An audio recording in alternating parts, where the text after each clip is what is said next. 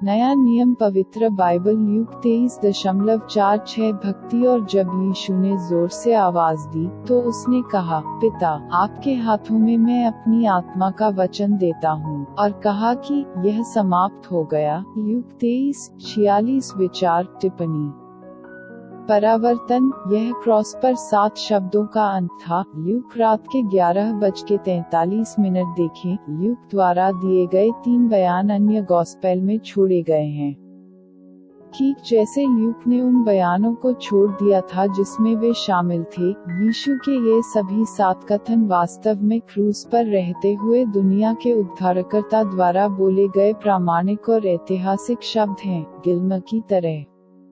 एक अनुमान जिसने कहा कि ल्यूक भजन संहिता 31:5 में से एक, मार्क से भजन संहिता 22:1 से एक उपयुक्त उद्धरण की जगह लेता है। बाइबल एक्सजेगेस का एक समूह है। लुकास ने कहा कि मार्कोस ने रिकॉर्ड नहीं किया, और मार्कोस ने एक दिया कि लुकास ने पंजीकरण नहीं किया, जो दोनों बिल्कुल वास्तविक हैं। ल्यूक रात के 11:46 तेज आवाज के साथ रोना। मैथ्यू और मार्क बिना बोले इसका उल्लेख करते हैं, पिता, आपके हाथों में मैं अपनी आत्मा का वचन देता हूँ। हमारे भगवान अपने होंठों पर पवित्र शास्त्र के शब्दों के साथ मर जाते हैं। भजन 31:5। संपूर्ण भजन जरूरी नहीं है कि पिता कहे जाने के लिए।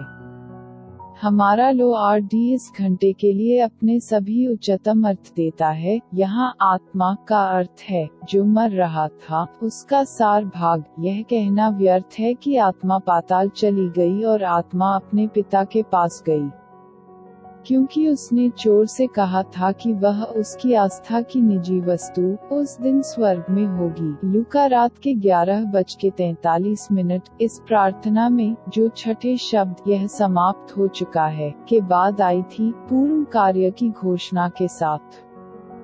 हमारे प्रभु स्वतंत्र रूप से अपनी आत्मा को पिता के पास छोड़ देते हैं। मरता हुआ मनुष्य वास्तव में प्रकृति के पाठ्यक्रम में आएगा, लेकिन यह उसे प्रेम और परम कार्य के रूप में दर्शाता है। आज्ञाकारिता, जो कोई भी यह सोचता है कि यीशु ने उन शब्दों के साथ अपने जीवन को हमेशा के लिए खाली हवा में उड़ा दिया।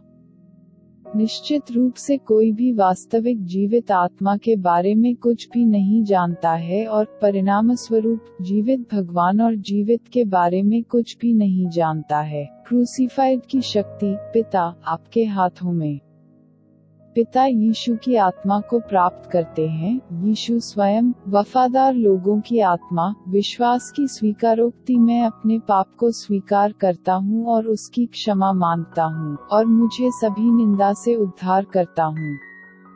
मैं यीशु मसीह को अपने एकमात्र और कुशल उद्धारकर्ता और मेरे जीवन के भगवान के रूप में पहचानता हूँ। जीवन की पुस्तक में मेरा नाम लिखता हूँ।